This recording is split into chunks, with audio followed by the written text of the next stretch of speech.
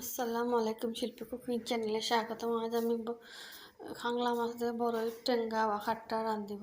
খুব সুস্বাদু একটি টক সিজনাল বড়ই, টকটকে সুন্দর দেখতে পাচ্ছেন। এই বড়ই দিয়ে টেঙ্গা রাঁধিব। এর জন্য লাগবে আমাদের পেঁয়াজ। খাংলা মাছ দিয়ে আমি রান্না করব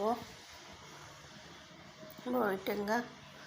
দুটি রসুন লাগবে, দুটি রসুন কুচি, একটি পেঁয়াজ গ্রেটার দিয়ে করে নিয়েছি। এখন রসুনটা আমি অল্প তেল দিয়ে ভেজে নিয়েছি।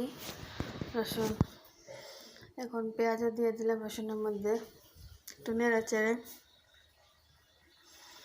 এক চামচ হলুদ আর লবণ দিয়ে দেব। চামচ হলুদ এবং লবণ দিয়ে দেবো। আসলে এটা পেস্ট করে নেব সামান্য পানি দিয়ে। হলুদটা শুকনা হলুদ, সেই জন্য একটু পেস্ট করে নিলে মজা লাগে তরকারি খেতে, খুব সুস্বাদু হয় এভাবে রান্না করলে।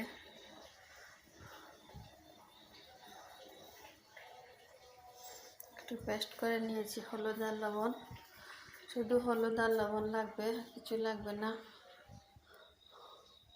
টমেটোর বড়ই টেঙ্গা রাঁধিতে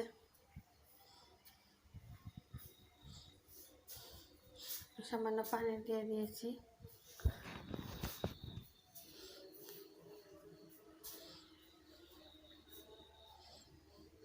এখন বড়িটা দিয়ে দেব, অল্প কয়েকটি বড়ই, মোট দিয়ে 1 মুঠ বড়ই ধুয়ে ভালো টিকে নিয়েছি।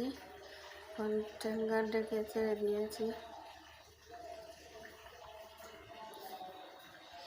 খুব সুস্বাদু একটি বড়ই টেঙ্গা, একবার খেলে বারবার খেতে মন চাইবে। এখন একটি ডাল কুটনি দিয়ে তেতে করে নিয়েছি বড়ই টেঙ্গা। অবশ্যই সাবস্ক্রাইব করবেন, লাইক কমেন্ট করবেন। আমার টেঙ্গাটা প্রায় হয়ে গেছে।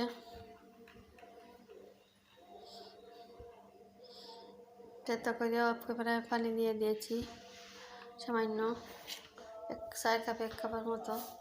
এখন আমি টেঙ্গাটা নামিয়ে নেব। দেখি তো লবণটা হয়েছে কিনা, মরিচটাও হয়েছে,